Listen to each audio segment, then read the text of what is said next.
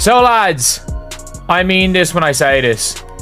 I want all the Stephanie White apologists to come out, because it's very, very clear that Stephanie White is not the right coach for Caitlin Clark.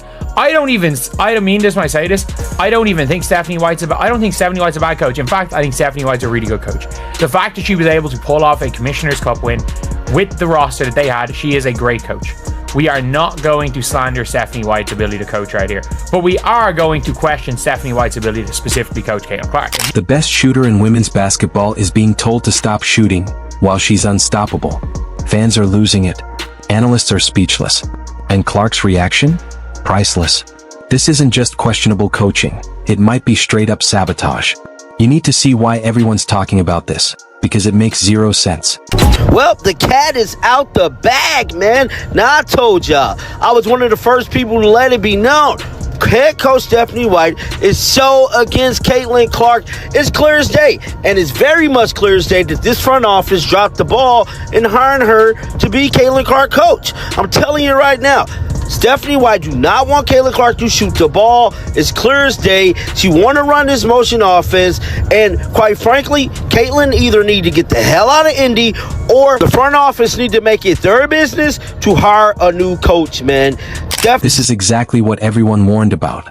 The nightmare scenario.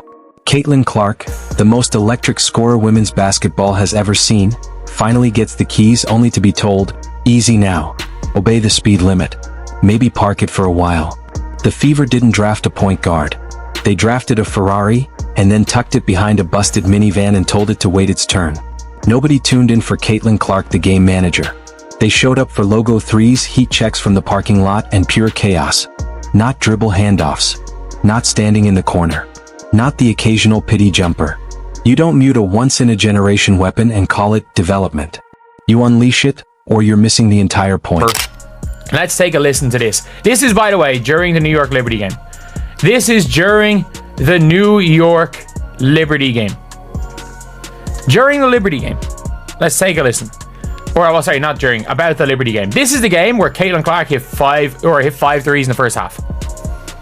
This is the game where Caitlin was on like an all-time heater, and then randomly she just stopped shooting. Like, that is the thing. That is the thing that happened. She randomly just stopped shooting while she was on an all-time heater. She was on an all-time heater and she just randomly stopped shooting. And here's the cruel irony. Caitlin Clark isn't struggling. She's surviving. She's doing everything she can inside a system she's been duct taped into. When your offensive playbook looks more like a Sudoku puzzle than an actual plan, what outcome are we pretending to expect? This team somehow took the NCAA's all-time leading scorer and assist leader and turned her into a side dish, while the main attraction stands in the corner, waiting for a reset pass like a role player. That's not development. That's basketball malpractice. So I had a film breakdown prepared today, but I'm actually going to go a different direction. This is a rant because we have to talk about the state of this Indiana Fever team, and I'm here to bring the reality to all you Fever fans. This team is not a championship team. They're not a championship team. They're nowhere near close to a championship team, because every team that is a championship team can play defense. This Indiana Fever team has no defense, and that's like the farthest of their problems. Their offense looked really bad today, and Caitlin Clark obviously didn't shoot the basketball well, but I'm not going to blame this loss on Caitlin Clark, even though obviously they would have won if she would have shot the ball well. My whole thing is, you were up when Caitlin Clark wasn't shooting the ball well. You had a double-digit lead in that first half while Caitlin Clark was clanking every single three. She was 2 for 9. The Fever didn't just draft Caitlin Clark. They drafted a movement. They drafted sold-out arenas, millions of new fans, and a media machine that eats, sleeps, and tweets her every move. This wasn't just a pick. It was a cultural event. And yet somehow, the only person not fully riding this hype train appears to be her own coach.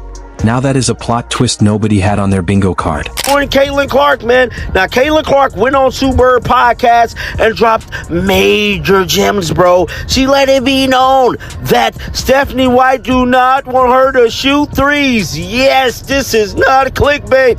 Oh, my goodness, guys. Check this out. So professionally, like that Liberty game, I feel like as a shooter, like when you see like 2 or 3 go in, like for me, like if I have 2 back to back in a row, like I'm probably gonna launch a third that maybe isn't advised by Steph, but like I gotta get it up. And then if the third goes in, like you're just hot. I think as a shooter, like your confidence just builds and builds and builds. It's just coming off your hand better. Shooters shoot. That's the law. Not just in basketball, in life. And when the shooter is Caitlin freaking Clark, you don't tell her to dial it back. You don't ask her to facilitate. You don't park her in the corner like a glorified decoy. You let her cook, because even her bad shots have better odds than some players' layups. But every time she catches fire, out comes the whistle and the clipboard. Like someone smelled smoke and called the fire department. And here's the real kicker. This isn't just bad for Caitlin. It's just bad for everyone. Fans don't tune in for a neutered offense where sparks get smothered before they ignite. They want fire. They want takeover moments. They want her staring down defenders and pulling from 30 like gravity's just a suggestion. That's what got people talking. That's what sold out arenas. That's what's fun. Instead, we're watching a team trying to win 54-52 in a league that's sprinting out of the Stone Age. You can be a defensive guru. You can love the grind. You can dream about 20-second possessions and suffocating switches. But when your defensive mindset starts bleeding into your offensive identity, you've got a problem. And right now, it feels like the Fever's coaching staff is trying to defend themselves from their own superstar. Like Caitlin Clark is the threat they're trying to contain. Make a decision. Y'all want to keep making all this damn money off me, or do y'all can make money off her being a coach? Pick one. Pick one. What are we doing here? This was trash. We got popped. We got smoked by the Valkyries. Smoked. We down 20 at home. We down a dub at home. This front office is a joke. I don't know how they even let Timmy Fagbenle walk away. We didn't protect her. Bro, this front office is a joke. This coach is even more of a joke. A pure clown is what this coach is. The logic is baffling. You bring in the most dangerous offensive weapon we've seen in years, and instead of building around her, you ask her to squeeze into a system designed for who exactly? No one seems to know. Because nothing about this offense looks modern. It looks cautious. It looks scared. It screams, let's keep it close, instead of let's win by 20 and break the internet. And the strangest part? Every time Caitlin Clark starts heating up, a couple quick threes, a run where she controls the tempo, the pattern repeats. Like clockwork. She gets benched or the offense suddenly reroutes away from her. You don't give a superstar a green light and then slam on the brakes. You don't mold her into something safer. You don't make her system friendly. You let her do what she does best. Shoot, score, electrify, and win. And the idea that she needs development in this system is laughable. She wasn't a project. She was plug and play from day one. Why not? Stephanie White, why not? It always works. Two defenders are always going to go with Caitlin Clark. There should never be a play where Caitlin Clark brings the ball up the court and then she passes it and she runs off the playoff ball. Every single possession, there should be a screen, whether it be a Leah Boston, whether it be a Kelsey Mitchell who's going to cut, whether it be Natasha Howard, literally any player. They set Caitlin Clark a screen at the top of the key, and off that, your whole offense should function. I don't care what Stephanie White wants to do with this motion offense thing. Literally, all you have to do every single time you have a practice is worry about what to do after the double team. But they're treating Caitlin like a prototype. Like this is year zero of some long, cautious rebuild where she has to slowly earn the right to shoot. Meanwhile, other players are out there bricking wide open looks like they're auditioning for a renovation show. But Caitlin? No. She has to defer. She has to wait. Fever fans didn't show up for potential.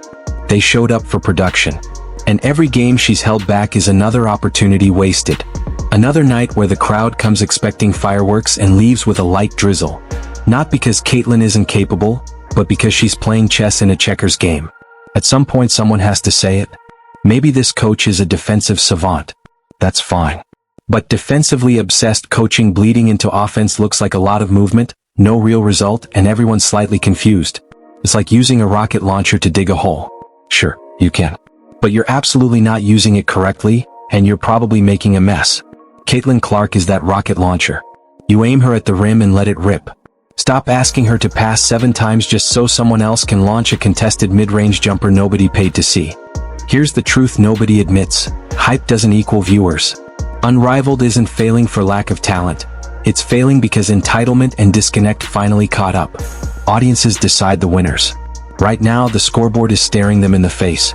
So tell me, is this a shift or the inevitable reckoning? Drop your thoughts below, hit subscribe, and stay tuned.